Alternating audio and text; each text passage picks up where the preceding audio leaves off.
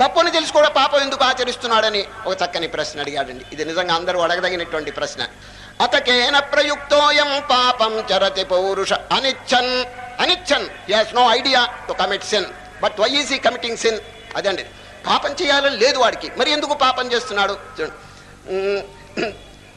అతకేన ప్రయుక్తోయం పాపం చరతి పౌరుష అనిచ్చన్నపి వార్ష్ణేయ బలాదివకి నియోజిత. బలాత్కారంగా చేస్తున్నాడు.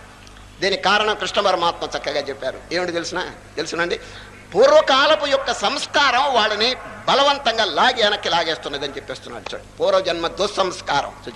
ఏమిటా సంస్కారములు చూడండి. కామయేష క్రోధయేష రజోగుణ సముద్భవ మహాశనో మహాపాప్మా విద్యేన మిహ వైరిణం. వైరి శత్రువు. అది జీవునికి శత్రువులు బయట మాట దేవుడికి ఎరికారు, లోపలే శత్రువులు ఉన్నారు. చూడండి, ఈ లోపల శత్రువులు జయించలవాడు. అందుచేత వాడు ఎంత గొప్పవాడైన